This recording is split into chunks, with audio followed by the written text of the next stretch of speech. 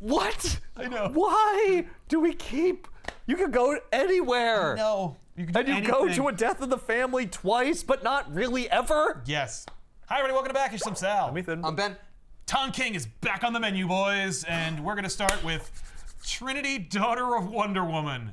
This mini-series from him and Belen Ortega, which is entirely brought to you by the backups in Tom King's ongoing Wonder Woman series, which were also drawn by Belen Ortega, which are about the adventures of young Lizzie Marston Prince, the daughter of Wonder Woman. Mm-hmm. And in fact, I probably should have opened the show with that, because that's collected as well. But we're good. We'll just do this. So the backups occurred, and then they got this mini-series. And then that launched yes. this. Okay. The premise is very It's not that this is the mini-series. This is right. I was like, this is just a book that These takes are not the all the backups. backups and puts them in one book. This is not that. Okay. This is a completely different thing. Okay. No, Belen Ortega and Tom King worked on the backups for the ongoing Wonder Woman series, which feature Lizzie as a young girl, babysat by Jonathan Kent and Damian Wayne. You know, because she's the next generation. Oh yeah, Trinity. Trinity, yeah. Mm-hmm. Yep. Mm-hmm. But it's not just because her superhero name is Trinity, or that she has 3 lassos, or that she's the third member of the next generation of the DC Trinity. No, that's it. How would you even Those are all wield of them. 3 lassos? You only have 2 hands. Well, one of them you have tied up. Yeah. You know, No, ready I to know. go. One's around her, but like... Yeah. Uh-huh. But they do different things. They all do different things. So you pull And out the in one that you fact- need for the task for the at task hand. at hand. And one of them, as of the taping of this episode, is still undefined. Still? That's right. Although AI would have you believe that one of them is called the lasso of death. Is that because it's black? No, that's the lasso of lies. Oh. That's right. The lasso of I lies remember that the one. sovereign Yeah, wields. that's yeah, right. Lizzie gets it, and she can wield it. I'm like, oh, great. Why would she need that? I Yeah, what's she gonna do with that lasso of death? Or lies? don't know what or she's the doing with lasso any of of these death. That lassos. was- I don't really see her using those lassos for much of anything except swinging around the city. Does she have the lasso of truth as well? Yeah, Right. that's the yellow Yeah, one. that's the real one. What's Wonder Woman using right now? Well, you know, they share it, or depending on what status Wonder Woman's in, she doesn't need it. But she does in this. Look, the fact is, as of the current continuity, Lizzie is an infant.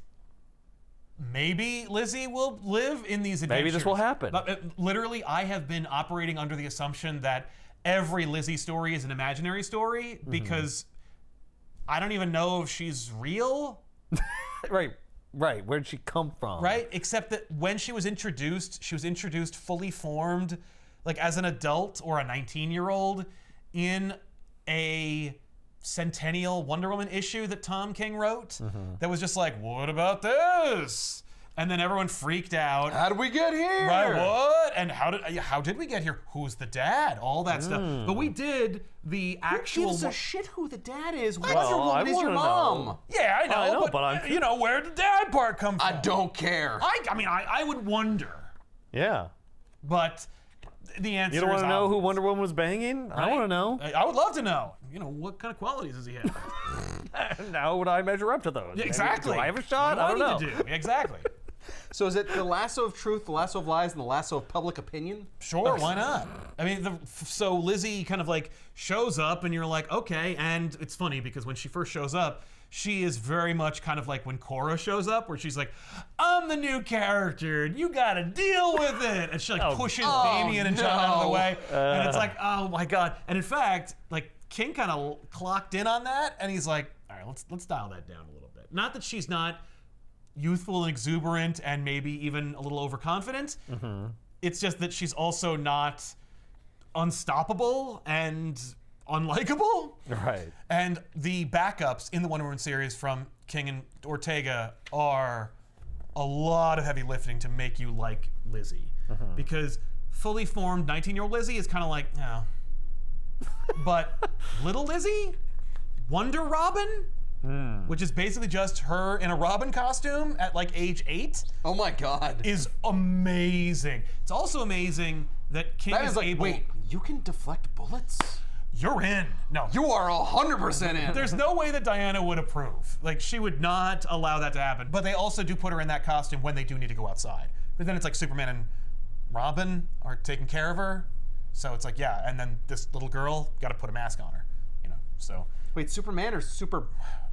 He should be Superboy. During the time immediately following John's ascension from fun and relatable kid to adult that no one asked for. Yeah, from Super Son to Superman. Super adult person. That's it. And it was like, no, he's Superman.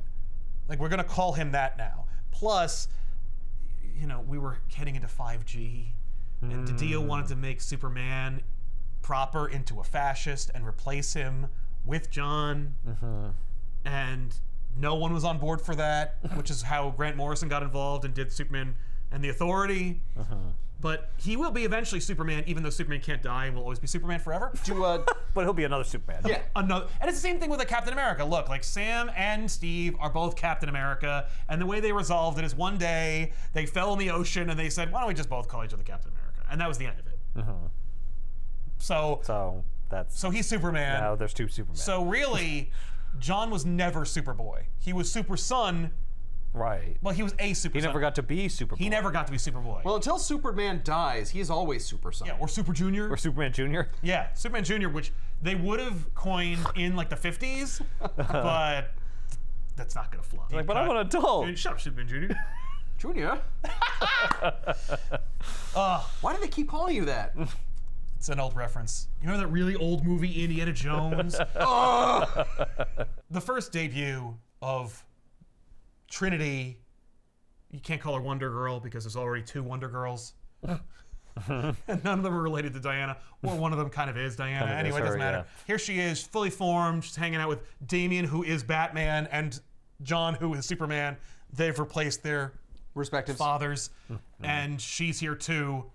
And that was okay, I guess, but whatever. And then during the Wonder Woman series, they were like, here's some backups that show you her as a kid, and she's way more fun and adorable. And the Ortega art does a lot of heavy lifting in that to like make you kind of like fall in love with the character and just really want to like see her succeed and grow. So at the moment she's born, he's already 17. He's already a full adult. Yeah, they'd already done. No, that's the thing is that no one had the idea to give Wonder Woman a daughter when they invented the Super Sons. Like when John was invented, no one was like, "Ooh, Wonder Woman should have a kid too." Okay. It was only well after Super Sons had expired that they were like, "Wait, Oh, we screwed up. we should have added a girl." But then why didn't they? I mean, she's retconned into existence anyway. Oh, why didn't they- just? Why didn't Tom King just pretend that she was there? Oh, and also she was part of Tomasi's run. Or we're just gonna de-age John now. And this is 8 years in the future from right now. Yes. So it's like, oh, she's gonna be born any day. Oh, no. And then you'll see her become this. In the Wonder Woman series, which we covered, she is born. Oh, like we okay. get her as an infant. So that happened. The thing was, and I tossed this to King long ago, when we meet Lizzie, I was like, oh, I know what you did, you son of a bitch. You made her the daughter of the errant Amazonian who started the Amazon-American War in his Wonder Woman run. So it's an adopted daughter? It's an adopted daughter. And he was like, no. And I'm like, that's not gonna be the reveal, is that like Wonder Woman, you know, takes her from her, or that like she dies and bequeaths her. It's like, so it's not really her, and then it could be a story, but it's not. And he's like, what? Why would you think that? And I'm like, because it's tragic, and that's what your thing is. And he's like, Because it'll be all sad. What thing? And I'm like, you know, that like, that you to give someone something good and then you take it away from them, make them sad. And he's like, you think that's all I do? Come on. No. He's like, all right. Sometimes I give it back afterwards. Right. He's like, sometimes I write happy things. And I was like, prove it. We Name got one. At Trinity, daughter of Wonder Woman. Like this I'll do miniseries. it now. Okay, you bastard, I'll show you. Trinity, daughter of Wonder Woman does not exist because I dared him to write something like that. That was my blue period. He said that. He said that to me. Yes. Rorschach. Was he Van Gogh? Yeah, Rorschach, The Strange Adventures. Those are all during the Blue Period. No, he was feeling hopeful. He's not anymore. back to the other Oh, stuff. he's back? Oh, Well, that didn't yeah. last I mean, long. is there anything happening today that would make you feel optimistic about the future? Not really, no. Well, hopefully Trinity will help out with that. But anyway, I was like, yes, Trinity is not Wonder Woman's daughter. She becomes her adopted daughter. And then, hey, maybe this is like an alternate future. And then, no, she turns into her greatest enemy. And then because we saw images of like this new character called the matriarch. And it was like, no, that is the daughter of the Amazonian who fought Wonder Woman. Or at the very least, who started the war in the first place. It's just straightforward. She's just a straight, like, born bad guy. And you're like, oh, okay. But was friends with Trinity. So, You know what would be okay, so it's a little tragic. even better? You have her take the adopted daughter. right. The adopted daughter dies. Yes. And she's so stricken with grief, she makes a new daughter exactly like her out of clay. Right. The gods give her life, and she cannot let go of the pain of that loss. So she's like, nope, you're not going into this war. I got you back. Yeah. And like eventually she becomes her own, and that's what like drives Wonder Woman insane. Oh, okay. Like she can't control her. Yeah. That would be interesting. And like She does- she's real, but she's not real. Right. Well, that's what Trinity is. She makes Trinity out of clay. Oh, she's a And clay she baby. and she takes the thread of Steve Trevor's soul because he was assassinated by the Sovereign. Would she get it from like the Fates or something? Yeah. From the Great Loom. From the Great Loom and imbues it into the baby. So the baby is technically Diana and Steve's baby. And also terracotta. But mostly it's clay. I mean, it's 100% clay, but it's also imbued with the like love and to be care fair, of- so is Wonder Woman. Exactly. Yeah, like Yeah. how Like, it is she doesn't make her not any less human. Or she Yeah, and was, she's also or- 100% Hippolyta's daughter. Trinity is a Clayby who was made with the soul of Steve Trevor and the love and compassion of Diana, but don't worry about that right now. I mean, in a way, that's doesn't kind of matter. beautiful because that's how Wonder Woman was brought into the Exactly. world. She's like, Yeah. I'm going to do the same that my mother daughter's did. gonna be like Yeah. in It's like the a image of legacy. me. Right, yeah, but she does it because she's really sad that her boyfriend was assassinated for no good reason. Well, that is sad. Yeah, it's sad, and I don't know if it's like a good idea. Well, whether or not it is, it happened, and now you got a kid. That's right. That's It may right. or may not have been a good idea, That's but in you got to the- deal with it now. That's in the Wonder Woman text. Like in the Okay. book, she like has the baby like with her. The baby gets kidnapped by Mouse Man. The less said about Mouse Man, the better. We have not covered that because I don't want to talk about Mouse Man. I have no regard. You for just brought him Mouse up. I'm so mad. Well, I have to because he's He's like the main antagonist of an entire arc and kidnaps her baby. And I'm like, oh, Mouse Man. Anyway, I'm not here to talk about Mouse Man. All that matters is. I swore I wasn't going to talk she about was- Mouse Man. Basically, what Wonder Woman finds out is that until you have a child, Jesus. Whoa. you will never understand. And that's really what it is. So, like, when she's talking to Was she Superman sick and and Batman. tired of like Superman and Batman lording it over? Well, no, the Superman and Batman go to see her, and they're like, "What the hell? You're going all crazy. Like, you're doing this, that, and the other thing." She's like, "You never warned me that like I would feel this way over my child." And they're like, "Why would we? We didn't even know you were gonna have me." Like, it was such an unearned and didn't weird ask. and unnecessarily hostile sequence between the three of them. Yeah. And I'm like, and you also want to like establish that they're like friends who have game night and they're in DCKO. It's just like, it's such an incongruous series. Like, there's the Tom King series, and then there's what Wonder Woman's doing in every other book in DC. And they're just like, yeah, whatever. In this story, it is kind of divorced from all of that. Well, it's many years in the future. She's an Well- 8-year-old at the beginning of this book. It doesn't, we don't even know when it is. Let's just say it takes place 8 years past Lizzie's birth. So, Yeah, how long does Clay take to age? oh no, it's instantaneous. Hera gives the clay life and it's done. Yeah, but isn't she also like hundreds or thousands of years old? No. Sometimes she is, but sometimes she isn't. In this case, it's more fun and exciting if she ages in real time. So let's just let that happen. Or maybe we can advance age her, which we do. I mean, we get 3 different iterations of Lizzie in this book. Right. We get little Lizzie, we get teenager Lizzie, and also teenager Lizzie. Like, I'm like, 19? like older Adult teenager. Lizzie is 19? Yeah. And teenager Lizzie's 15? Hey, in the Come movie on. world, that's like, after that, Right, oh yeah, she was you might 20, as well she'd be a witch. you might as well just be typecast into like the villain. Exactly. The villain, the witch, or the old lady from Titanic. Like, those are your options. It opens with Pariah. At the destruction. Great. Tiffany must love this Oh my book. God, yeah, she didn't see it. But at the destruction of an Earth, I believe it's the crime syndicate Earth, but it's being destroyed in crisis. Like, crisis on Infinite Earths is happening. And Pariah is like, no, I have to watch all these planets get destroyed, and I get taken away, and I go to another place. Oh, woe is me. And then Lizzie appears, and she's chasing a corgi in a Superman costume. Now, why would we be doing this? apparently the idea was that Belen Ortega and Tom King were chatting, and Tom's like, what do you want to draw? And this is apparently a big question that every writer-artist combo has. Typically they say, before they start another project, or any project for that matter, they go, what do you want to draw? Like, what's going to make you really excited? And Belen Ortega's answer was, Corgis! And Tom King's like, I am Eisner Award-winning writer Tom King. I can make that work. And so he did. It should not be that hard to make Corgis work. Well, in a comic book, though? It's not. About superheroes? But maybe they should have worked a little harder because it's just kind of like, what? So the story is really Crisis on Infinite Corgis. That's the first chapter.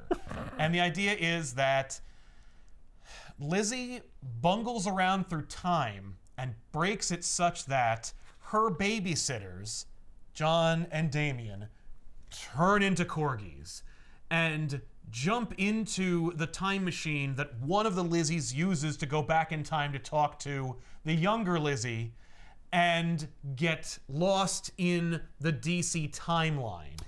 I'm sorry.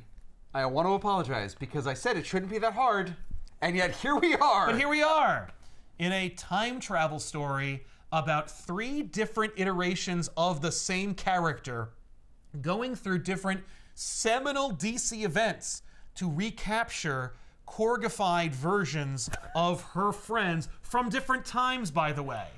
Because it's not just, oh, John and Damien from the 8-year-old Lizzie timeline get turned to Corgis. No. John and Damien from the 8-year-old timeline do get turned into Corgis. And the John and Damien from the teenage Lizzie timeline also get turned to Corgis. So we're all looking for... So we got 6 issues of Lizzie's hunting Corgis throughout seminal periods in DC history. Now, that pitch is fun.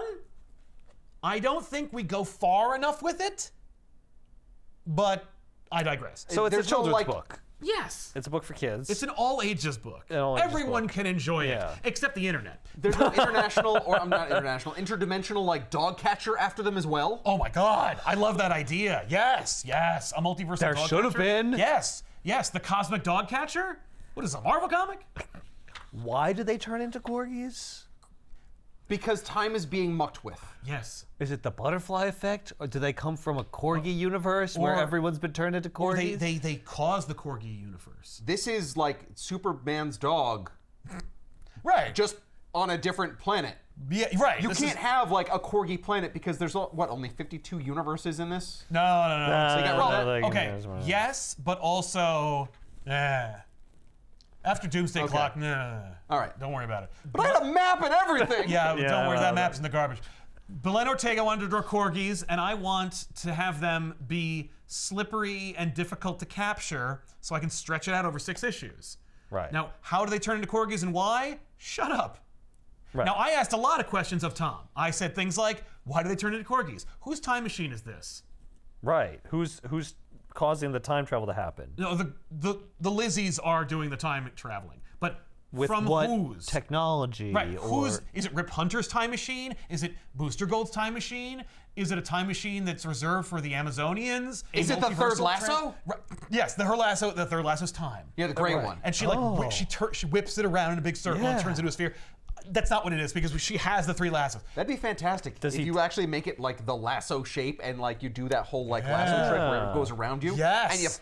And you go travel back through in time. I kind of Or love that. forward? Yeah. Yes. The lasso is the lasso of time. You heard it here first. Pariah's sad. Lizzie shows up. 8-year-old Lizzie, Wonder Robin, and she's like, "Don't be sad, Piranha. I'm looking for the corgis." And he's like, "What?" And now Pariah doesn't know that she's not from this universe. He just assumes that she's like an 8-year-old, and he's just like Destined to die. Destined to die. He's like, "You're doomed, like all of us. We're all doomed." Well, you're doomed. I'm doomed to watch you be more doomed. But I'm going to leave, and you're gonna die. And really, it's much worse for me than it's going to be for you. Yeah, because I get to witness it and then remember it, whereas you will cease to exist. Right. And so she's like, "Don't be sad, Piranha." And he's like, "I'm not a fish! It's Pariah!" And the drawing of Lizzie, like Wonder Robin Lizzie's faces in this book are to die for. They're great. Yeah, she her looks just amazing. deadpan, Piranha. She has no patience for Pariah, as well she shouldn't. Correct. But basically, she's like, "Let me tell you a story, Piranha, about why I'm here my mission is I'm going to go into the time stream along with my other 2 selves to go find my babysitters who've been turned into super corgis. But I have a secret mission that we've concocted as well. We'll reveal that in a minute. Okay. Well, anyway, let me tell you how this all started. Great framing device. Right. So is the whole story her telling Pariah? No, it ends at the first issue where she's talking to Pariah. We never see Pariah after the first issue. Okay, thank God. Oh, I know. It would be awful if Pariah was the bookend of the story. He's just there to be made fun of. I'm sure Josh Williamson appreciates it. We do. Well, that's true. So Damian and John are arguing about who would win in a fight, Bruce Wayne Batman or Clark Kent Superman. And they're babysitting Lizzie while this is happening, but they are pitching a fit over it. So Lizzie, I'd love it if they were each arguing for the other person. yeah, that'd be funny. They're not. No, Damian's like, my dad would win because he's Batman. And John's like, you can't always make that the answer to everything. Like, it's not just because Batman. My dad could, like, kill him in an instant. It's not about that. So then Lizzie goes outside, because they're at Wayne Manor, and she's playing on a swing set, and she's crying because she never met her dad, and she doesn't have a dad. Right, like I can't be part of this argument because I don't have a dad. Exactly. Right. So she's sad, and she's crying about it, and her younger teenage self, like older than her, but younger than the other Version 2. Yeah. She's one. The There's 15-year-old. version 2, which is the middle one. They- and then the slightly older one. King refers to them as child Lizzie, teenage Lizzie, and adult Lizzie. But adult Lizzie's also a teenager. That Yes. seems like borderline. I But know, she's but, still like, an adult come because she's on. older She's than out of 18. high school. Yeah, but she's so it's also not like- old enough to drink. Like, I'm just saying, like, Yeah, that's true. whatever. So Yeah. anyway, I didn't the think of rules on myself as a Themyscira are teenager very when I was loose. 19. I'm just saying. I was like, I'm an adult. Yeah? I'm over 18. I'm Right. a friggin' adult. yeah, but now that I'm here, Well, now you're a fucking teenager. I'm just saying, You're a like, teenager until you're like 32. Like, you're drinking wine on Themyscira at like age 5. that's true. Yeah, that's true. All right. Themyscirian rules a little Yeah, it's a different little than here. different, yeah. So yeah, maybe she's a legal adult on Themyscira. So anyway, teenage Lizzie. Yeah, you uses can rent a Pegasus there once you're 18. yeah, exactly. you certainly go to war. Oh yeah, no question. Well, yeah, anybody can go to war on Themyscira. You're an island of warrior women. So teenage Lizzie uses a time machine to go back in time to this moment because she remembers how traumatic it was. This is the moment where you realize you don't have a dad, or at least that when it became real for you. You know, where it's like you cognitized, oh, I'm not really like everyone else. So I'm here to comfort you, but I am 15 and stupid, and I can't, and so I'm bad at it. Right. So I'm telling you to just suck it up. Yep. Well, no, she tries to, but then realizes that she isn't over the trauma and she doesn't have the equipment mentally capable to give the younger Lizzie the comfort she needs. So we'll figure this out. I'll ask my older self what we did to get over my dad and not knowing him. Right. It's like we didn't. Right. What makes you think your older self is over it? And I'm like, oh no, I don't think this is gonna end well. where are we going with this? Yeah.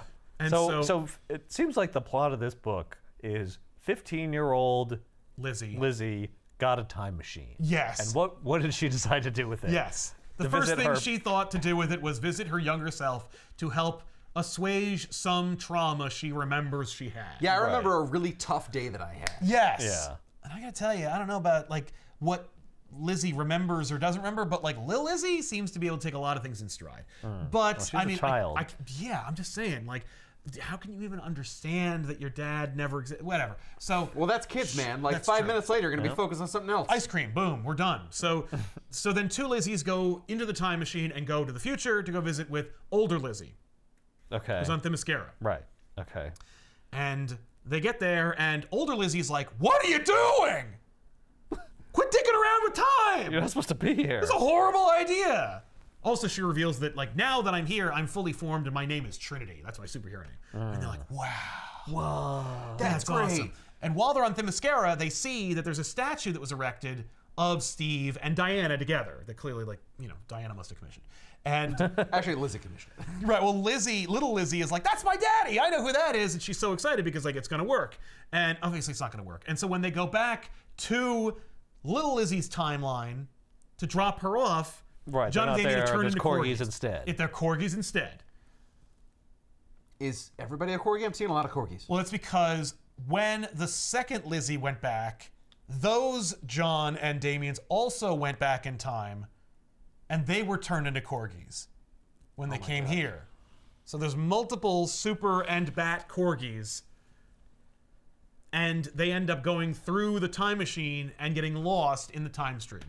So they're like, uh-oh. Okay, because before, when we screwed around in time and met each other and hung out, that's a little time misdemeanor. Mom doesn't have to know about that. We're okay. But now, Damien and John, in 2 different timelines, have been turned into corgis, and they're lost in time. While the Lizzies are all arguing, they jump into the time machine, because now they're mindless dogs. So they start out just arguing about the fact that, oh no, we turn them into corgis. How do we fix and then this? it becomes, oh no, it's worse. Now they've scattered. Now they're gone. Right. And now they have to become corgi time followers. What a great idea. What is this scene of? We're back at the crisis. We're watching the crime syndicate get unmade that's the by the crime crises. syndicate, okay. That's Ultraman. And Superman is trying to save him until Lizzie is talking to Pariah, little Lizzie, and she mentions what a treat it is that she's doing. So the corgi hears the word treat and immediately ignores Ultraman and goes to find Lizzie. Right. Have they lost their intelligence? Or is it just like, I have dog impulses too? It's dog impulses and they've been diminished. They are dogs. For all intents and purposes, they are dogs in Superman and Robin costumes. They are dog versions of Superman. Except they're not, Take because Superman's they are dumb like, dogs. intellect and knowledge and Put it in a dog brain. dogify it. Yeah. Like, I know I have to save people, but treat. Yes. Right. Yes. And I'm kind of friends with the Batman one, maybe. They don't interact. Oh, interesting. No, they're each in a different timeline. Oh, so there's 6 different timelines. Yes. One 6 different dog issues. per time. Okay. Yes. Got it. There's not a scene in this where they're like sniffing the ground, finding like markings of like where one of them peed to find the other, right? No. Okay, No. good. No. The That would be trite. the execution is we're working through Lizzie's trauma. And we're setting up a B plot in the Wonder Woman series that will eventually pay off. Okay. And Belen Ortega gets to draw corgis and adorable versions of Lizzie. Right. Because teenage Lizzie is funny and a dumbass, and little Lizzie is adorable and awesome, and older Lizzie is here. You mean the Lizzie that we're supposed to have that's fully formed? That's right. Yes. And, Well, and by she's the way, boring because she's also a not responsible adult. She's not responsible because she is 19. Right. So she thinks she's responsible. That's the thing, is just like That when is a you thought realistic you were an portrayal adult of a 19. 19-year-old. Yeah, she thinks she's got it all figured out. Yeah, that doesn't change. Older Lizzie is like, here's the plan, and I don't want to hear any notes. And the other Lizzie is like, okay, I have notes. I have nothing but notes and questions. Like, I'm not taking any questions or notes. And she's like, well, I have 3 questions and 1 note. And it's like, why are we taking your ideas? Why aren't we all having ideas? And we're all the same person anyway. And who the hell put you in charge? Exactly. You idiot, I'm you! Right. And it's like, they do not treat it like it's just one character. These are 3 different people, which I guess is also like a funny commentary on like people in general. Yeah, And like you growing become a in different different person. perspectives. Yeah. Yeah, that's fair. Right. Yeah. So they concoct their scheme, and we also are intercutting between like the Lizzie plot, and we go back to like the loom where Steve's soul is. Oh. And Steve Trevor shows up and takes his soul thread back From the What? from the Fates Okay. After at some point. at some point. After he's dead. Oh. What? What? What indeed? Yeah. But his thread is inside a girl. Oh, a piece No, of his a thread. piece of his thread. Oh, this is the rest of it. The rest. This is his whole role. Hey, I'm I looking see. for like more of my thread. It's not complete. Oh yeah, no, he doesn't. He says he wants to get back to his daughter, so he knows about Lizzie, and of course, spoilers, he's going to meet her. But Of course. he's planning on getting back to it. We'll get into the All right. what Steve's plot is. But for now, Is it like Ghost? no, it is nothing like Ghost. So we go to the next issue, which is A Death in the Family. And the way Tom pitched this was, we're going to go back to seminal moments in DC history. We're going to go to A Death in the Family. We're going to go to the Bat Wedding. We're going to go to some George Perez Wonder Woman story that I don't know because I'm not the world's biggest Wonder Woman fan. Yeah, I was gonna say like, shouldn't these be seminal Wonder Woman moments? No. These need No. to be DC moments. And when I say DC, I mean Batman. But nope, Crisis on Infinite Earths. We went there too. Yeah, that's know? a DC. All DC Yeah. moment. That's not Batman. Right? It's like you didn't Okay. go to like Death of Superman Nope. or anything like that. No. Nope. I just went to the ones I thought of. Yeah. So we go to A Death in the Family, Okay. And So what? We go to like Iran? no, and it's Ethiopia. Ethiopia, But whatever. I should say that this does not take place during a death in the family. It takes place before a death in the family. Now, when? Good luck. And why is it because called? I've read every issue from Jim Starlin's beginning to a death in the family, and I don't know where this fits, but you're not supposed to really worry about it. It's supposed to be fun. Have fun! So Do you know people who read comics? So when you say it's a death in the family, you mean that Jason Todd is kind of going a little too far. yeah. But he's It's like that Jason Oh, no, Todd. but he's, no. Oh, then what in it is a death in the family? Jason Todd is Robin. What? But that's not a death in the That's it. family. No, That's only one issue No, but or one he's couple going. of issues. He's going. He's leaving for Ethiopia. But he was soon. in comics way before that. Yeah, but now we actually do firmly establish in this book. He says there's a thing in the Middle East I have to get to. Oh, that's it. That's the connection. Yeah, it's like an episode of So it's Quantum like Leap. about to happen. It's about to happen. He's going to die. But there's soon. no understand- indication that he is the character that happens to, who is no, like he is- turning a little extreme. No, because remember, this is not a multiverse story. This is a timeline story. I know. Yeah, so this is going to happen. Does he talk about his mom? No. Oh no. Okay. Mark Waid would freak out. Did you talk about the rash of murders in Gotham recently? And Yeah, how, the like, dumpster Batman- murders. Dumpster murders. No, he doesn't talk about that. He doesn't talk about the guy with diplomatic immunity that he throws over a balcony. Okay, so it's just a story with Jason Todd. Yes, and it's conveniently sometime around when he's about to die. Yeah. And Batman's not Great. around, which he absolutely would have been. So, anyway. Robin's like, I'm sorry, conveniently about to what? Oh, no, no. Well, she wouldn't know. This girl has, no, she does. Oh, she does. She's know. teenage Lizzie. She's the teenager, She's been okay. raised practically in Wayne Manor. She knows everything about the Bat family, conveniently enough. So, Oh, teenage so they went Lizzie. really far back in time. Yeah, they went to 88. Yeah. So teenage Lizzie goes back to when Jason Todd was Robin, because that's when the Damian Corgi Robin went. And did he do that because maybe he was trying to prevent Todd's murder? No, don't worry about why these Corgis were in these timelines. It would actually be kind of fun if they'd picked like seminal moments in DC history that are connected directly with Batman or Superman, and that some part of their like original human brains are trying to like, we have access to time machines.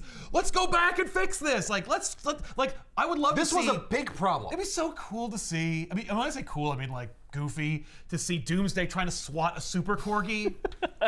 And in Yes. fact, Stop it. he keeps Get away from missing me. and hitting members of the Justice League. Oh my God! And yes. that's why they got their asses kicked. Anyway, that does not happen. Don't he get tries excited. to trap a corgi in a car, and he ends up Just boosting behind slamming Booster Booster Gold's- Gold's head in there. No! Oh my God. Anyway, Lizzie goes into these alleys and she bumps into Jason Todd. And Jason Todd postures. He's just like, I'm here to save the day, for I am the boy wonder Robin.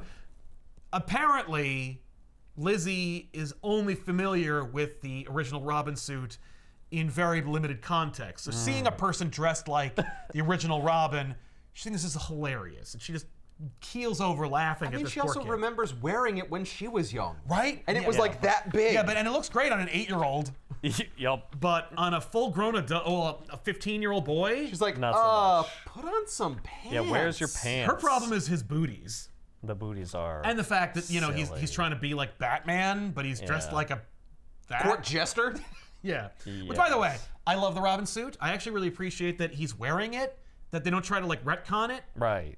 That is what it looked like. Like, even Mark Waid, who loves all DC continuity, who's doing Superman Batman World's Finest, or Batman Superman World's Finest, puts Dick Grayson in pants, which he has no business wearing because He Tim never gets did. the pants. I'm not here to litigate the pants point. So Lizzie laughs in Jason's face, Yeah. and he's like, hey. He lectures her about stealing hubcaps. Well, because she's in this 'Cause she's alleyway looking for the and dog. she lands next to this car, and that's a thing that Tom King remembers that is about Jason Todd. is that Right, Batman right. in post-crisis continuity finds Jason Todd stealing tires off the Tires, Batmobile. yeah, not and so hubcaps. he's like, I know a thing or two about stealing tires. And she's like, what is wrong with you? Oh my God. Which one are you anyway? Are you Jason, Tim, Dick? And he's like, what? What? Which one? What? This poor kid. Who's Tim? Oh, I wouldn't worry about that.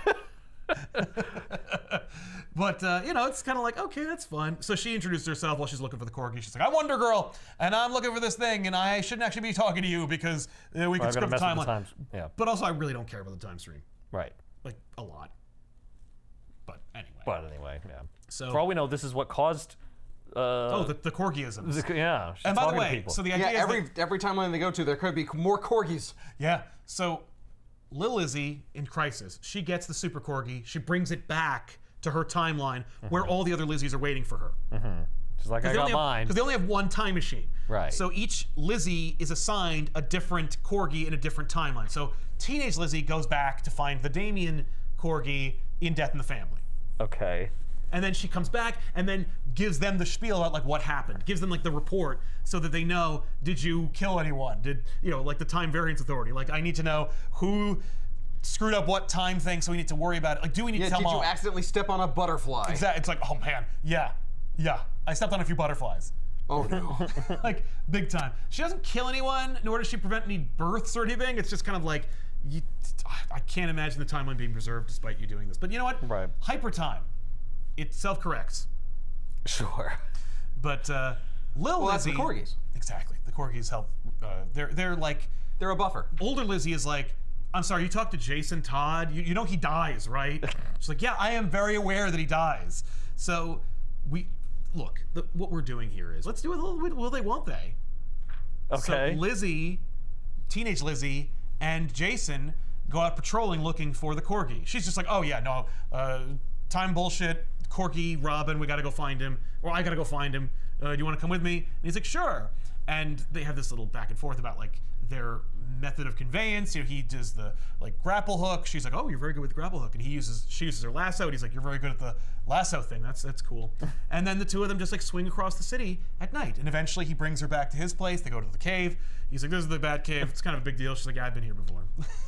It's kind of like a date. It's a date. It's a straight up date. Yeah. Oh yeah. And Jason, you don't unintentional. know who this person is. You're bringing her to the cave?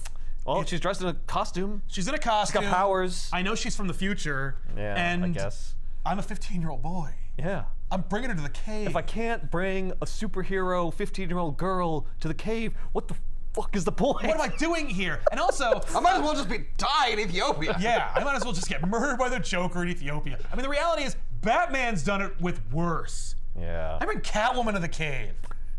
She's a She's straight a up criminal. real criminal. Sometimes she goes to Arkham.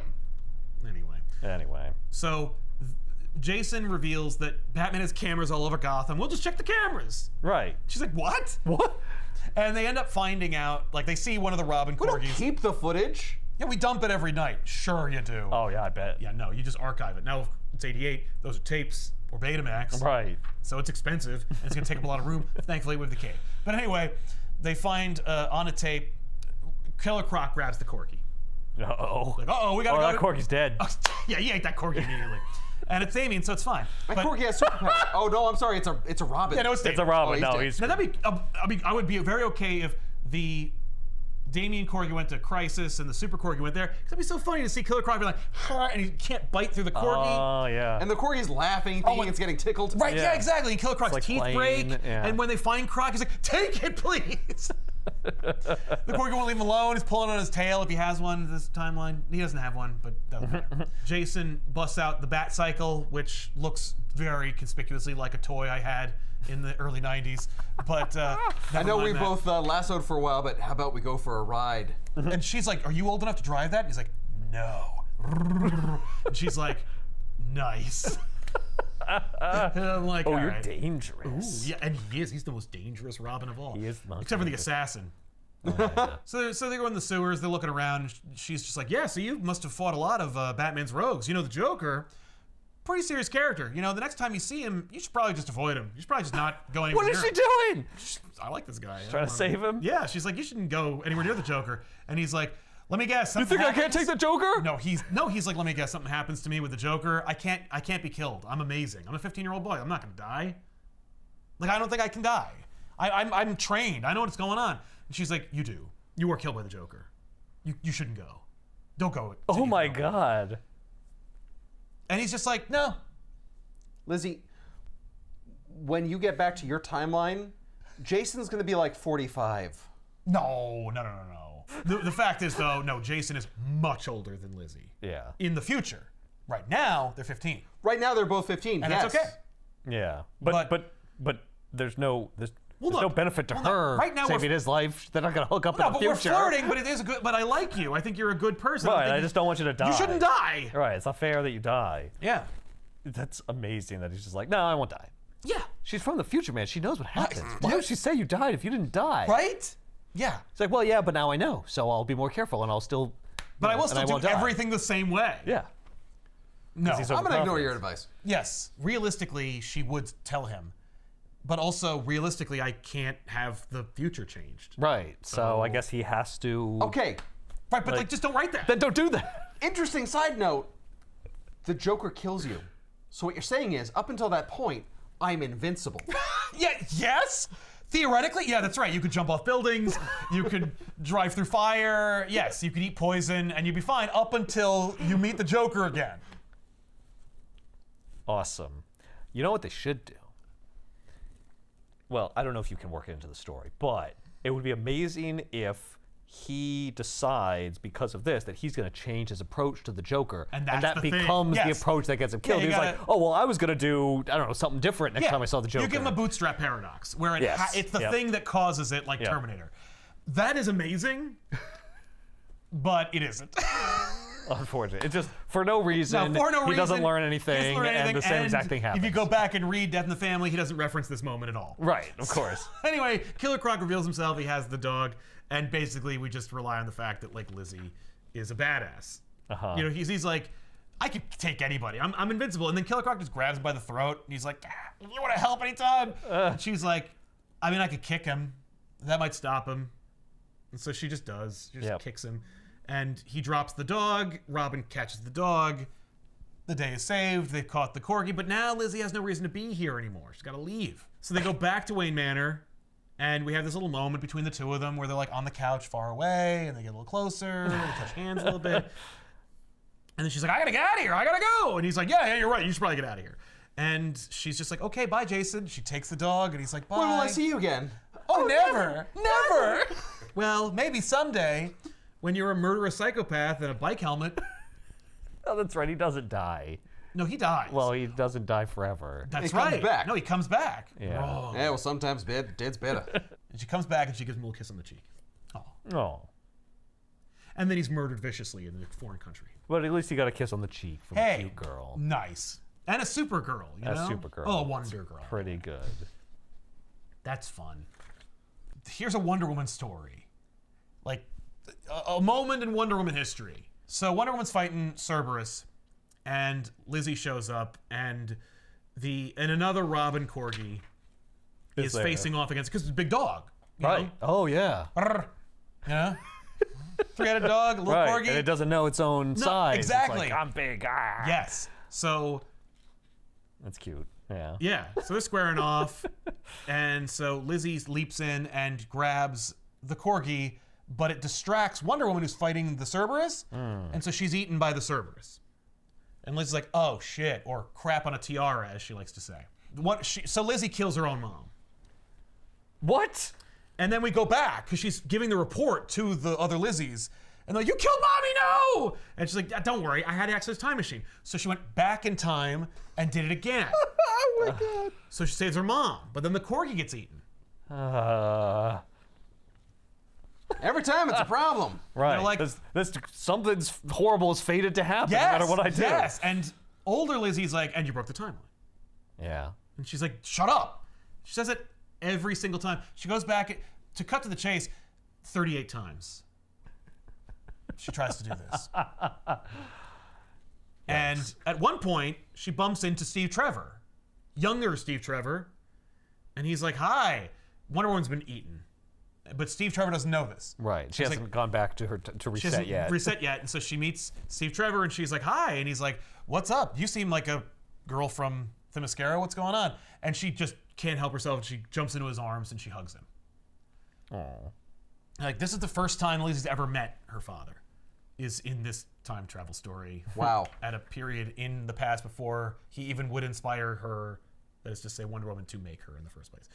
So they talk, and eventually Steve notices that one of the Cerberus heads has Wonder Woman's lasso around it. And he's like, is that Diana's lasso? What's going on here? So Lizzie knocks him out and then goes back in time. Like, you attacked Daddy! What's wrong with you? She's like, I don't know what to do. I And panicked. I panicked. I didn't know what to do. He asked me a question that I could have given a simple answer to. Well, yeah, but then he would have gotten involved. yeah, like, oh, the- she's dead. I She was would've- eaten by Cerberus. And he would have been really sad. Yeah, so no. So then we just see like, and then I'm like, what are we doing here? We're watching the futility of like canon events where it's like she just tries. She's like, okay, so I know what I need to do because it's like I'm put into an awkward position where 2 lives are in the balance, and if I save one, I lose the other. Right. So I have to do both. In a situation where a hero has to make an impossible choice. Exactly, and I have all these lassos, Right. so I'll whip both lassos, but like Yeah.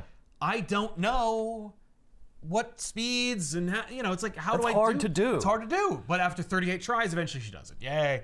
Like that's the book. She just figures it out. She figures it out. She does it eventually, Okay. but not immediately. Right. It takes her a lot of effort. Yeah, Okay. and at one point, she's just like tired and exhausted from watching her mother die, being responsible for killing her Right. mother Yeah, multiple being eaten times over and over again. over and over and over again, or watching her friend and babysitter as a corgi be killed and mauled by a dog over and over and over again. Yeah, and then you just feel like, oh, I'm never going to amount to anything. Yeah, I'm never gonna get out of here. And then Steve Trevor, of course, inevitably shows up. They talk. He tells a couple of dad jokes, makes her Hey, happy. you look like you're from Themyscira. Yep. And she's like, oh my god, wham. No, they talk, and he makes her feel better. Okay. And basically, he inspires her to try again. And he doesn't know that he's doing that. He's not like, well, if first you let your mother die or whatever, you try over again. Try again. But basically, eventually, she does it. And she gets the strength. It's like, meeting her dad and getting inspiration from him, that gives her the strength to do it. Which is also kind of sad because, like, younger Lizzie doesn't get an experience, and older Lizzie, maybe she remembers it, but she doesn't seem to be, she seems to be pretty surprised by what's happening. So I guess it's not like the timeline's aligned yet, so she doesn't remember that she did it already. But you know what I mean? Like, everything that teen Lizzie knows, older Lizzie should know too. Because it already happened to her. Yes. Yes, But that doesn't come up. but if they're all outside of time. No, but they're in the past, like they're in young Lizzie's timeline. So it's like, no. It'll catch up to you when you get to your own time. Yeah, when you get home, when Yes. this is done. Then it'll all slide into place. Presumably. I guess. It doesn't come up. But she saved them, hooray. And then we see in the River Styx the ferryman, and he sees Steve Trevor again. And he's like, well, I shouldn't have seen you. And then Steve knocks him out and then takes the ferry and starts going. And you're like, oh, okay. What? Oh, wait, what? Because that happens. In the Wonder Woman book, Steve dies. Diana books passage through the River Styx. She finds Steve. She's like, I'm going to get you out of here. And he's like, no, you can't. It's like, that's not how it works. It's not how it works. Not fair. And then she leaves. And you're like, oh, okay. So And then Steve's like, wait a minute. No, you know Okay. what? yeah. Right. I'm getting out of No, here. irrespective of that, unrelated to that, we get Steve Trevor clocking the ferryman, and then he clocks the ferryman in the other story too, but not at the same time. Here's a different angle. Well, that was to talk to Diana, but this time it's just for his own edification. Yeah, this is the same Steve Trevor that stole his thread. That's right. Ah, okay. Or maybe we're seeing him on the way to stealing the thread. Yeah, Right. like getting out of the River Styx to be like, now I gotta get my thread. That's right. Right. That's right. That's Get right. my thread back. Yes. So now we go back to How Steve Trevor got his Got thread his back. thread back, yeah. Great. So how about we go back to the Bat Wedding, which Tom King wrote and got a lot of flack for. You mean the You know, wedding these- that didn't happen? Seminal events. Yes, seminal events, 2 of which are Batman stories. So far. Yes. But Yeah. only one of which Tom King actually wrote. That's true. Which you could say is remarkably restrained. Yeah. After all, he killed Alfred. We can Yeah, go back we to could've that. gone back to that. And we kind of do, but only because Alfred's the main character of the story. So Damien is a corgi. He's running around the Wayne Manor. And little These Lizzie. have all been Robin corgis. Yeah. We'll get to the Superman one. No, we did one. The first, it was Yeah, the Christ Save Superman, the Corgis. Robin. Yep. Now it's another Robin, so then one with 2 Supermen. Yeah, exactly. So little Lizzie is on this case, and she's chasing after him because she knows the manor because she's been, Yeah, she was being babysit there. Exactly. And she sees Alfred and he's making the wedding cake. And he's just like, excuse me. She's like, don't bother. You know, I wouldn't. I love little Lizzie's reaction to this because she's talking to him. She's like, I'm on an important mission and I gotta go catch this corgi and I gotta save time and I gotta go to the time cream and is that cake? Can I have some? And the whole story is narrated by Alfred. He's talking to somebody. Cut to the chase. He's talking to. She's like, oh, you must be Alfred. I never met you because you're dead. Oh yeah, no. She says she runs the time stream with that too. Yep. Because Lizzie can't help herself, no matter how old she is. But no, the story is narrated by Alfred in the River Styx, talking to Steve Trevor. What? What? Yeah, because like time works differently When you're dead. when you're dead. So like if depending on what current you use, you could intersect with all kinds of dead characters Sure. on their way, to the afterlife or not. Fine. It's So- magic, so whatever. Whatever, who cares? Corgis. So, Alfred talks about how wonderful and amazing Lizzie is, what a sweet girl she is. Just like, oh, your daughter's awesome. She's delightful and everything. We have a sequence where, Is Alfred not confused as to who this person, this little girl is who's running around in the...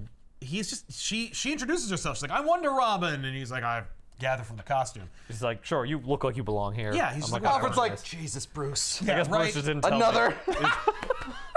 It's a little young. I mean, is that beyond the realm of possibility? So, Bruce complains. He's just like, Alfred! Like it's a sitcom. Yep. He stepped in dog shit, and he's like, why is it on the day of my wedding? I've ruined my $10,000 shoes stepping in corgi shit. Oh, we don't have a corgi. What's happening here? And I'm Lizzie's sorry, you like, were able to determine it's corgi shit? well, I'm the world's greatest detective. So Lizzie's just like, hi. I had to deal with Piranha, the crisis of Earth. And Alfred's like, I got you. Let's just get away from him. Bruce is like, wait. He doesn't want to hear Right? that. Yeah. Bruce is like, you came here in a time machine? But also like, new Robin? Oh. Yeah.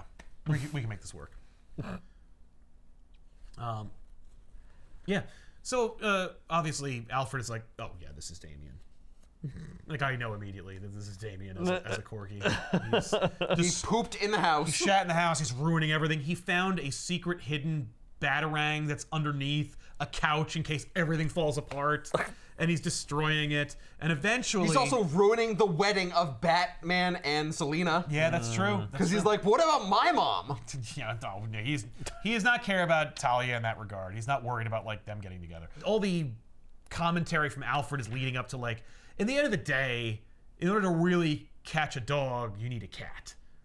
And I'm like, okay, What? that doesn't mean anything. That's not a But saying, what? all right. But it did cue up that we see Selena back in the dress, and she's getting ready in Wayne Manor, and she sees Lizzie. Lizzie gets the dog, and then Lizzie and Selena have an adorable conversation.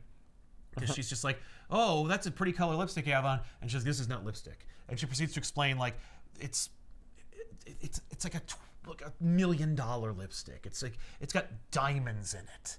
Like it's the most expensive lipstick on the planet. It's made of all this crazy shit. And she's like, where'd you get it? She's like, I stole it. Because that's what I do. I'm a stealer. Do you want to try it on? And she's like, oh, I'm not allowed to wear lipstick. And she puts it on. And like the sequence of her being like, okay, now go like this. And she's like, And you're just like, oh my God, that's so cute. And she's got her lipstick on. And she's like, I'm a princess. And Selena goes, well, if you're a princess, then you must need a tiara. And she gets out this like diamond encrusted cat ear shaped tiara. And Liz is like, this is amazing. I'm having the best day ever. And it's not the best day ever, by the way, Alfred, because the wedding doesn't happen and you die. But Does Alfred die at the wedding? Today? no, he dies a okay. couple days later. Okay. No, it's a little while later.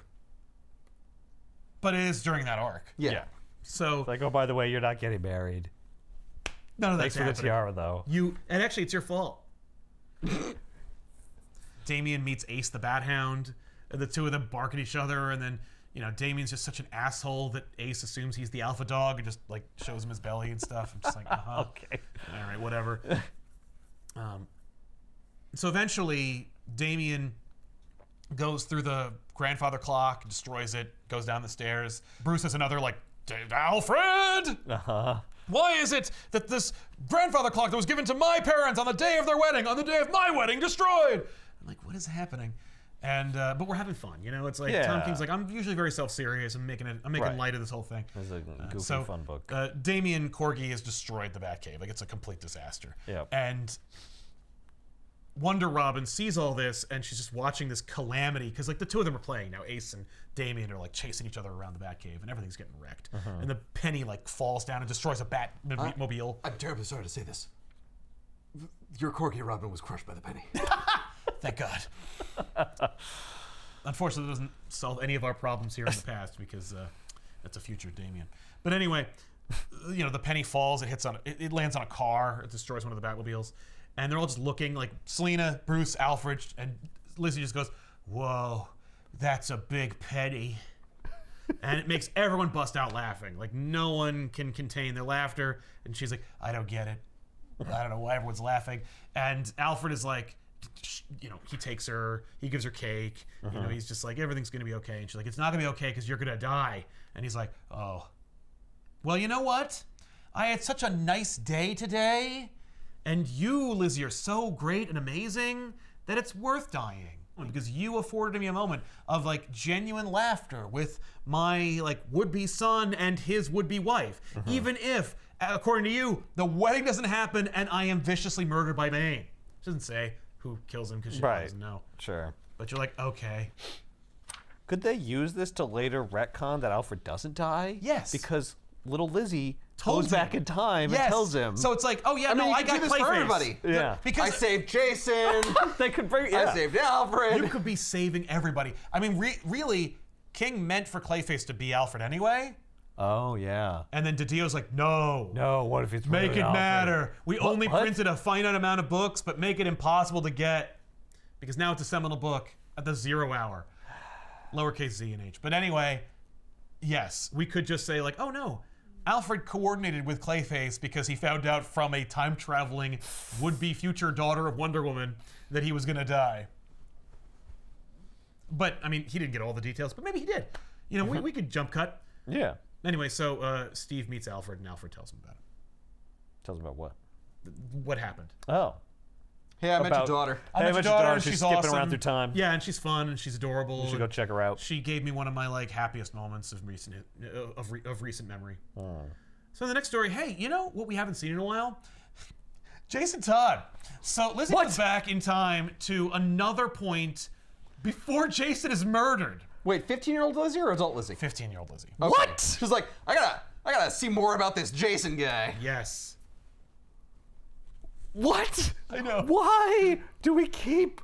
You could go anywhere. No. You can do And you go anything. to a death in the family twice, but not really ever? Yes.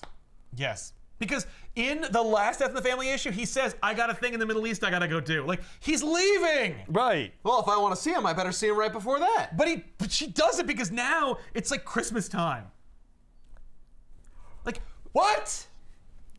And this is after he remembers having seen her? Yes. What? What are you doing, That makes Tom? no sense. You're making me crazy, Tom. I know.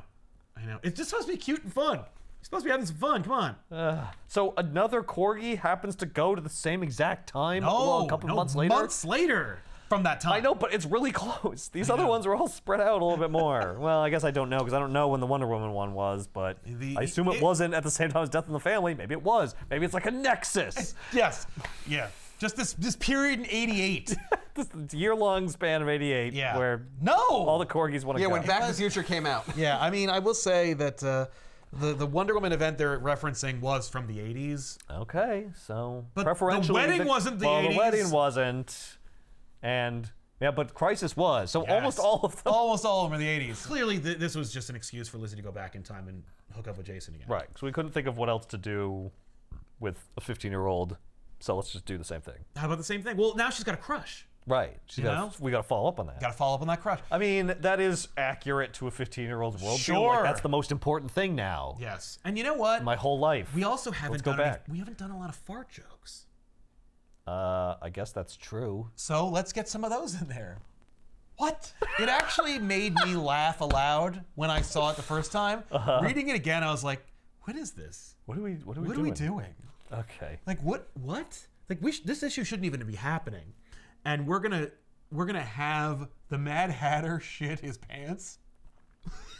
What? Is it a shart? It is a shart. So here's the situation. Jason's trying to take down the Mad Hatter. I don't even know if Mad Hatter's operating during this time, but like, who cares? Yeah. You know what? 3 Wonder Women went back in time and fucked around in the 80s. So sure, you know what? We delayed the mom plot by a few months or something. Like, I don't know. Just feels like, no. we're not going to pull these threads. Steve will do that for us. So Lizzie finds Robin. You know, Robin's trying to take down the Mad Hatter. The Mad Hatter's doing a thing in a department store, so it's all decked out. You know, the halls are decked and whatnot. Yeah, there's top hats everywhere. He's wearing a top hat. It's perfect timing. Yes, it is. And they talk about hats and stuff like that. So. Oh, she finds the corgi immediately. Oh yeah, no. But then before she goes back through time, she sees Jason. Robin. She's like, well, let me just follow up on this. I'll just pretend I didn't find that dog. That's the whole book. The whole issue is they keep finding the corgi and pretending that they don't, so they can delay it. They have unfinished business. Oh, that's really funny. Yeah, it's really new. Yeah. So Robin encounters the Mad Hatter, and the Mad Hatter says "Jingle bells, Robin smells, and the Mad Hatter laid an egg." And Robin's like, "That's not even how it goes." I'll make you lay an egg. Punch right in the armpit. And while they're trying to connect and talk, she's like, "I'm here." He's like, "Oh, I guess there's another errant corgi." She's like, "Yeah." And he's like, "Oh, well, I guess I could help you find it or something or whatever." But while that's happening, the Mad Hatter is laid out and he's just yelling. He's like, "Don't make fun of me, Boy Wonder. Why couldn't I lay an egg? Here we go." And then he just fills his pants. I'm like, what? Is this time breaking? It's him. No, it's just Mad Hatter It's the Mad Hatter trying to get Robin's attention. Yes. Robin is focused on entirely on this girl. Oh, they're under the mistletoe. They're under the mistletoe. Oh, it's time. It's like the Mad Hatter is like, "Oh, I have to get your attention. Time is forcing me to do it. I have to self-correct the timeline. I'll just shit myself." Yes. Causality forced the Mad Hatter to completely abandon his dignity and self-respect. It's not me. It's I don't know why I time. did this. Yeah. Just off screen, it's just him riffing on Batman or on Robin, remarking that he got the lyrics wrong when he said the Mad Hatter laid an egg. Yeah. He's like, "Oh yeah, well why don't I lay an egg right now? I'm gonna lay the biggest egg you've ever seen." And he just keeps going on it because he's building it up. He's like, "Oh, I don't actually have to fart. Let me just." It's coming. It's good, and when it happens, it's gonna roll over. Let me tell you, it'll be the biggest you've ever seen. And they're just trying to have a conversation. And they're trying to ignore him, and then he feels. I'm gonna ruin your meet cute. Yes, he kind of does. And he does. Yeah, and they're like, "What? What the fuck? What's wrong with you?" Sir, did you just shit? Yeah, he farts, and then he says, "Oh no." It's just indisputably funny. Yes. That's every time. I've been there. I remember in college, I went in the shared bathroom. There was this dude in there, and he was doing his business, but he hurt another person. And I guess he was a shy pooper. So I just heard him go "Hum." And then the floodgates opened. It sounded like he just poured chili into the bowl from a high height, and then there's this long pause, and he goes, "Oh no." Oh no. It's just left. You know what? I don't have to go anymore. I'm just Yeah, gonna... that's not the first or last time I encountered that guy. Every time he was taking a deuce, he would talk to himself. He would be like, "Oh no. Oh man, I can't believe it's happening again.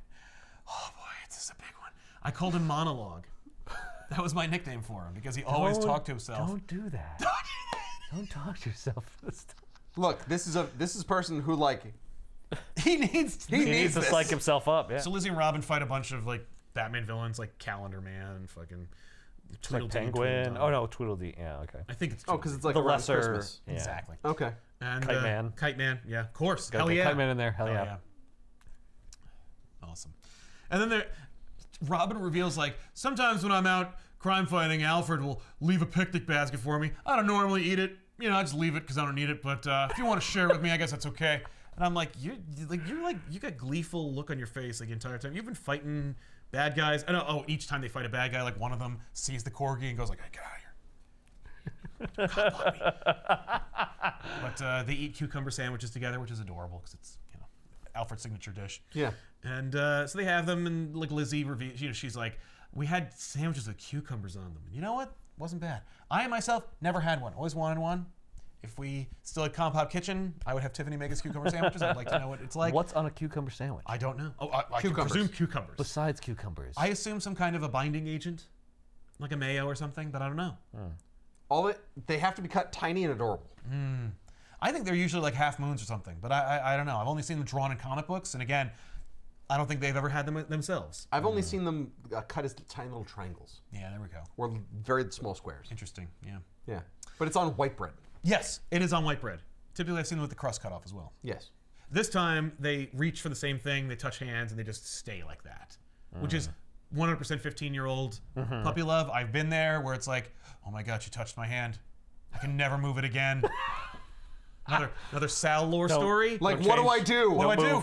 Don't move. I can't move. I can't move. I want to hold her hand back, but like her hand's on my hand. First time I saw Rocky Horror Picture Show at all or live. My first high school girlfriend and I were watching Rocky Horror with a bunch of people, and we are seeing it live. Like there's people doing performances, and this would not be a problem if it weren't for the fact that we saw it in the most ridiculous venue on the planet.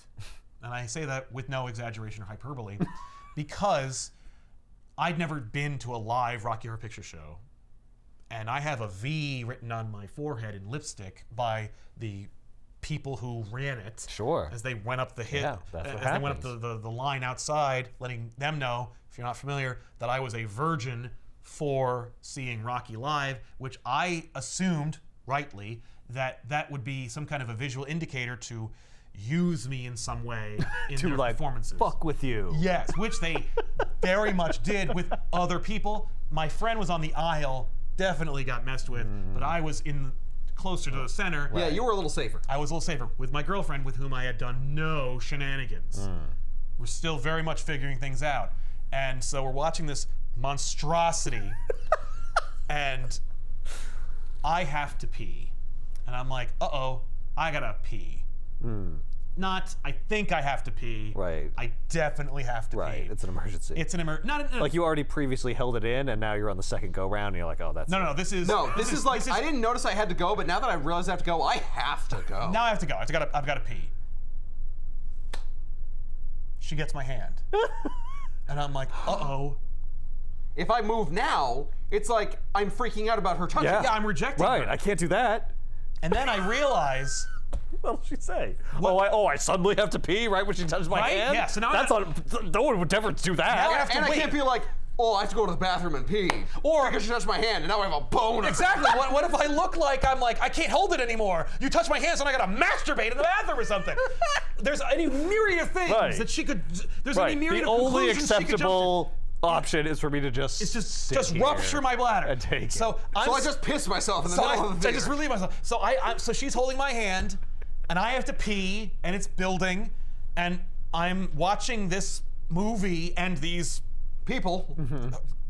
theater dropouts perform the movie in front of me. And at some point or another, it goes from I have to pee to I will pee. I'm going to. I'm going to pee. Right, there's nothing. And I need to get out of here.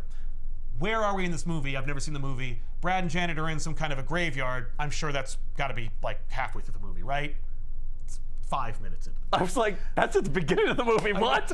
When It only feels like it's been an hour. When I realize I'm gonna have a problem, they're in the graveyard. I'm like, oh, like knowing now how far into the movie it is, I'm like, you idiot. So I'm like, at some point or another, I realize, okay, we've been holding each other long enough. She'll understand if I have to pee. The Right. problem is them. Because As soon as I get up, they're gonna go for it. But they're all on the stage right now. I could make a break for it, except for the fact that we are in the world's only reverse theater. You can't get out the back. You can't leave the back. If you want to go to the bathroom, you have to go towards the screen. So what the performers would see is me getting up and then marching towards them. yeah, There's no way to like sneak that out. they're going to not grab me. Right. And then I'll pee myself in front of all these people. Right. They're gonna close the theater. They're gonna be like, we have a biohazard. What?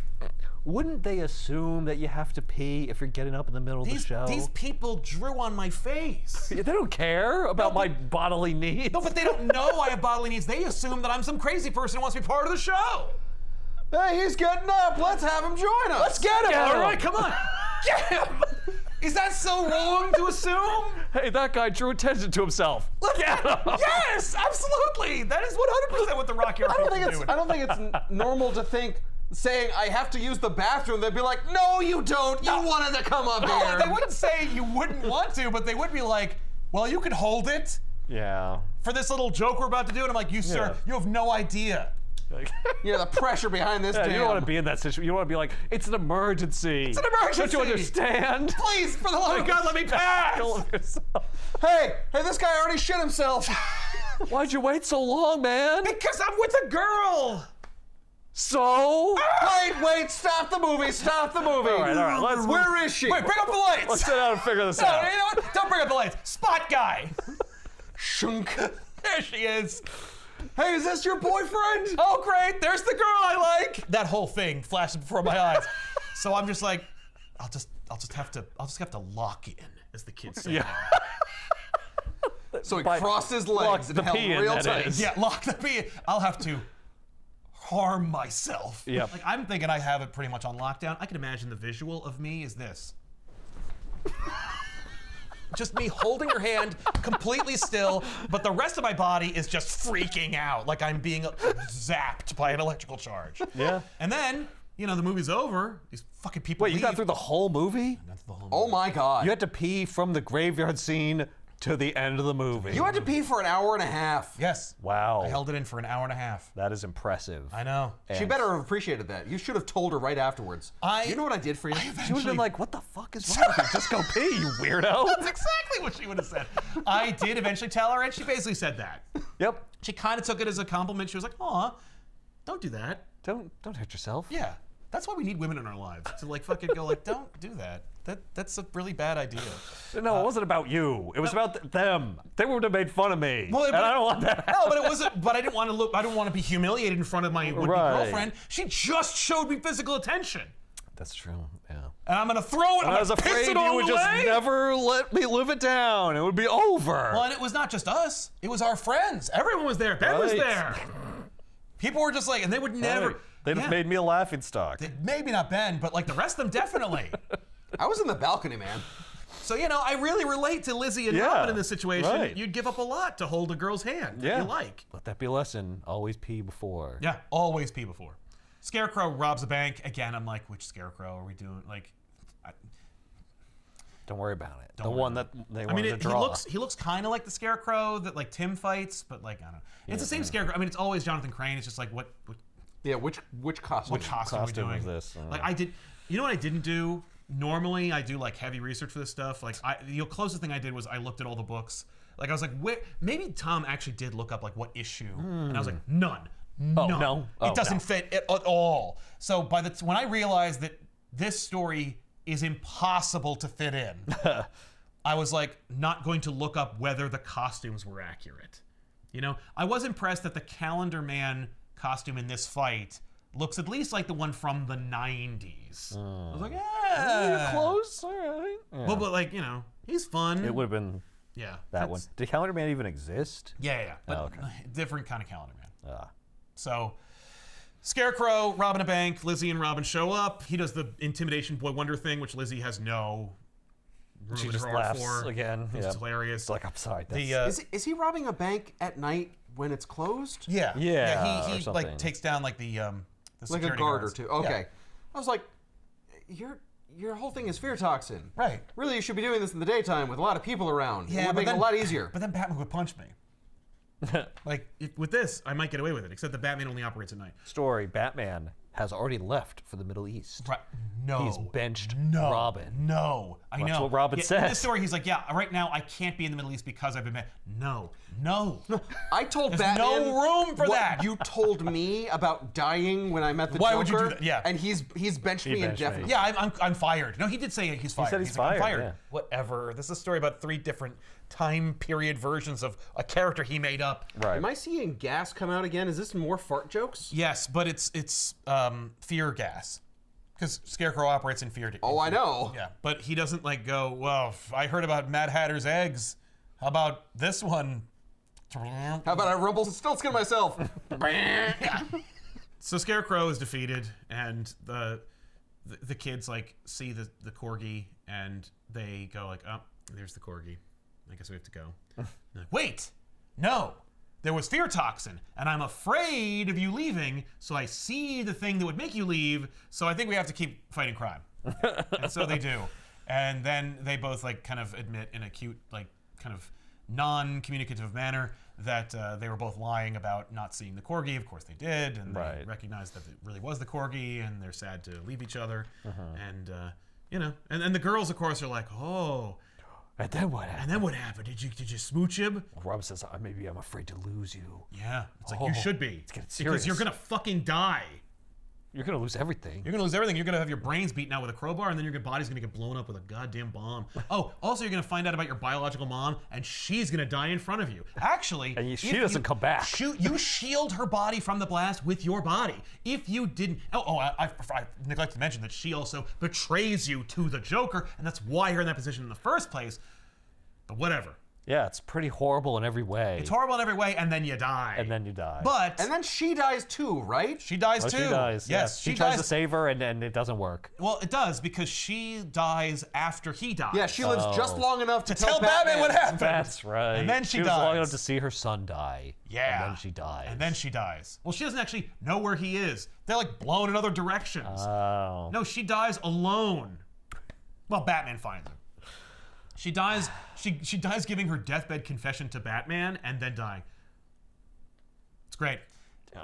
But he does contribute to one of the most, like, I'd say, top 3 most iconic images of Batman in all time is Batman holding dead Robin. Yeah. So you got that. You get to be part of an iconic moment. Yeah. You arguably are one of the most iconic images of Robin in pop culture history, which could be summed up in either you being dead or your costume in that glass case. Either way, it like contributed to my understanding of Robin. I mean, look, the fact is, Jason Todd should stay on the ground. Superboy Prime being upset about it, notwithstanding. This is not Jason Todd from the comics. This is like Tom King's interpretation of Jason Todd that makes him palatable. Yes. I do also love that they make, like, let's do the Carrie Kelly and Dark Knight Returns Batman pose of the two of them swinging through the city. Like, this is a Batman book. Yes. You just completely... This isn't a Wonder Woman book anymore. It's a Batman book. No. And? Right? Yes, and? And you love it! So they go to the time machine, you know, and he says goodbye. Aww. It's very sad. It's actually really well written, because of course it is. It's, you know, despite all the continuity errors, it's really cute and fun. Why is she so sad, though? Like, yes, he does die. Right. But also, he comes back to life. Yeah, but I can never... I mean, like, yeah. Yeah, but that version, I'm not interested Well, in. and you're also, like, 20 years older than I am. Well, yeah. Yeah, that's creepy. Yeah. Right? When you come back. Or really any time, except the time we're in right now. Exactly. Yeah. Yeah, so she's lamenting all of it. And, of course, this girl has unresolved issues with men because, you know, her father was dead before she was born. Yeah. Oh, and the other thing is she realizes she's all alone. You know, she's like, we're back to the trauma. You know, the trauma didn't heal for myself. Right. She's like, I'm all alone. And then her other versions of herself are like, you're not alone. And they hug her. And Yeah, we're here and be like, yeah, but I can't just always hang out with you but you're because me. You're me. Isn't that nice, Right. though? You never have to look for us because we're inside of you. Well, great. The little I'm inside of you, and you're inside of Right. the other one. Don't worry, you're just a stepping stone to get to me. A better version of you in every way. Thanks.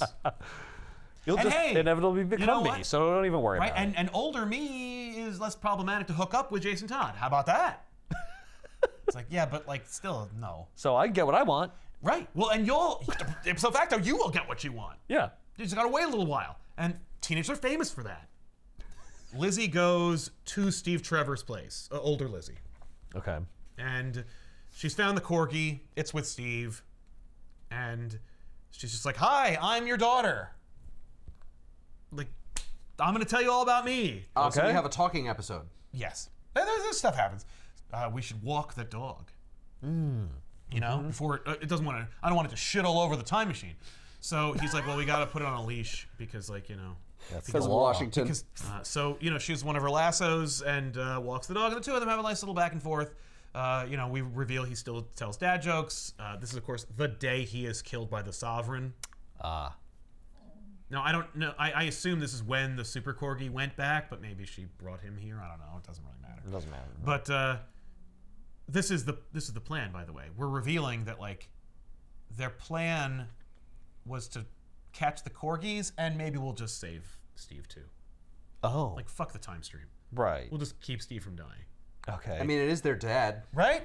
And Yeah. so Trinity explains to Steve all the stuff. They're talking, and they're having ice cream, and they're having a good time. Trinity, like, says she sees crime and leaves. I'm assuming this is going to be established in some other Wonder Woman book, but she leaves for a while, and so Steve is left with the Corgi, and then the Corgi gets away, and it, like, crawls up the Washington Monument, and they have to go back and up and get it. And so she reveals who she is and where she came from and what she's all about. You know, I was made from clay and a piece of your soul, and da-da-da-da. And Steve's like, am I dead? And she's like, yeah. He's like, when do I die? She's like, today. And he's like, what? It's about to happen. Because he's like, how much of your life do I see? And she's like, none of it. He's like, I don't get any of it? That's horseshit. And she's like, yeah. So come with me. And he's like, I can't. And she's like, why? Like, why not? He's like, Because if I come with you, you won't exist. exactly. I need to die in order for your mom to make you. Yeah. Yeah, she... But by God, am I coming back? Yes. He's like, your mom might not let me come back because she's like a stickler and understands, even though she does try to bring him back.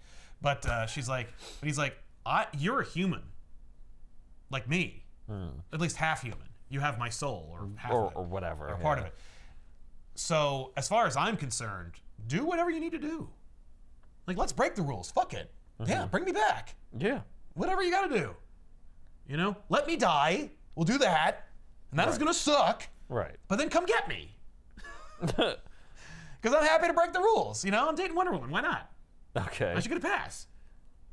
And then, like, all the Lizzies go back to where they came from, a little happier. But before they do, we go back to the moment where Wonder Woman makes Lizzie, and then all three of them show up, and they're like, hi, Mom! And me? Yeah. And me, I guess? They're like, we have a message to you from Dad. And the message is, of course, like, you know, come get me. Yeah, just come get me. Break the rules. Just Come get, get me. yeah, just get me. And so, Just go down to hell, and just Hades. it's more complicated because here's what they do. Teenage Lizzie tells Jason Todd before he dies, when you get to the River Styx when you die, because you're going to, like sooner than before, right.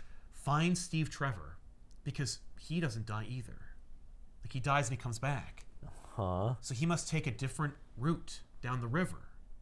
So, know? like, you have to find a way to bring Steve with you. No, just follow me. So, Because I'm coming back. I'm on my way back. because you notice, like, because normally when they're sent, like, even Steve, when he dies the first time, he has the ferryman take him to the afterlife. Uh-huh. But Steve knocked out the ferryman and took his boat. Right.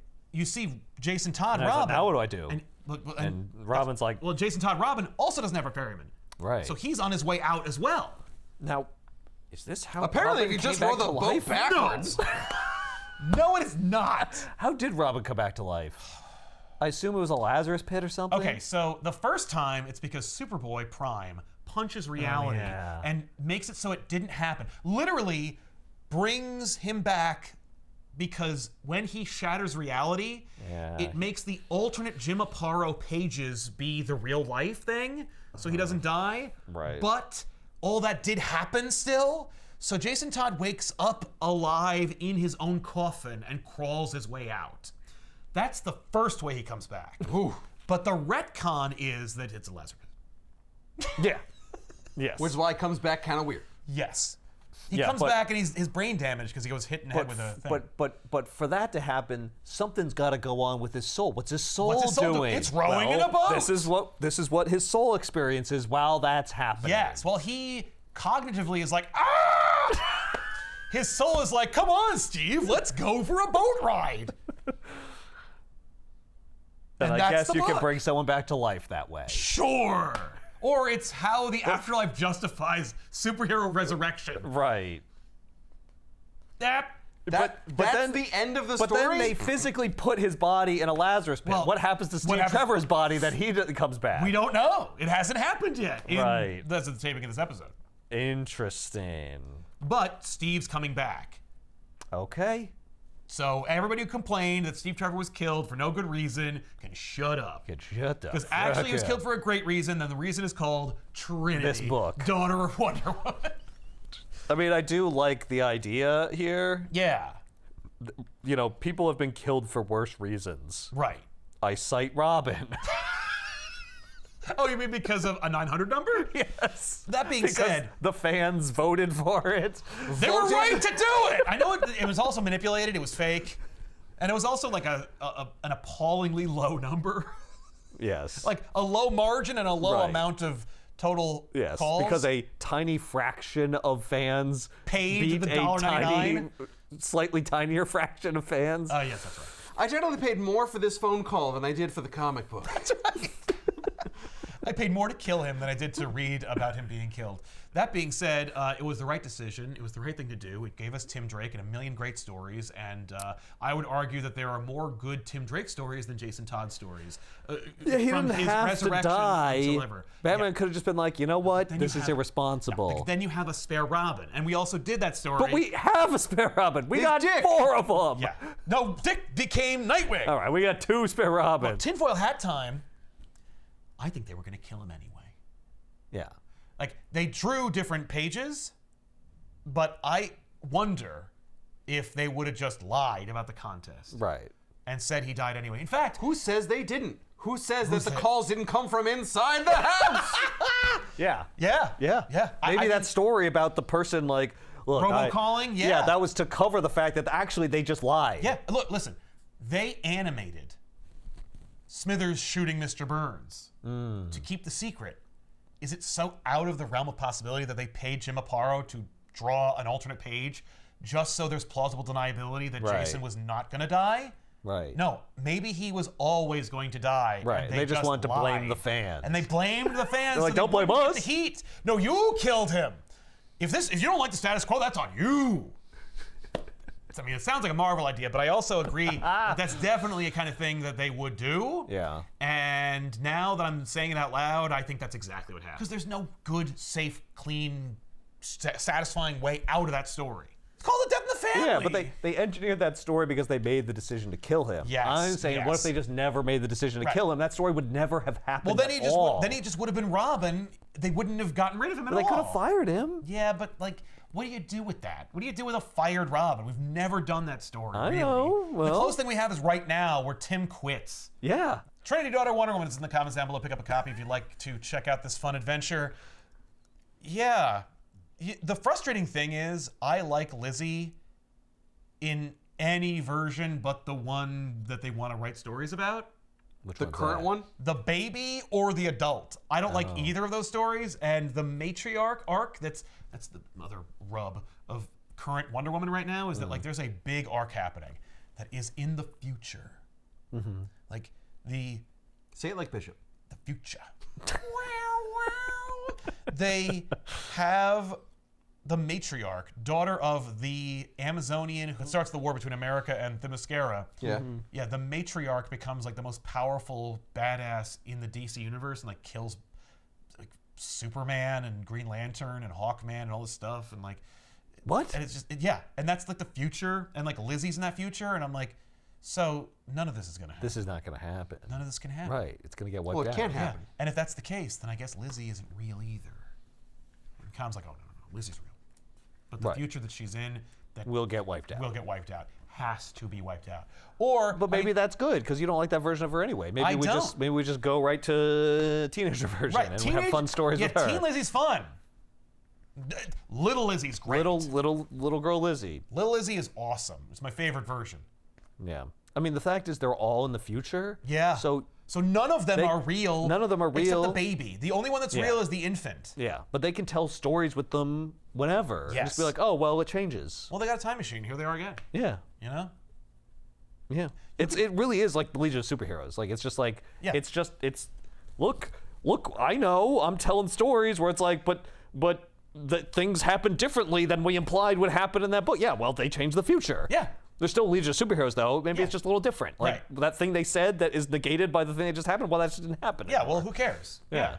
Don't worry about it. Right.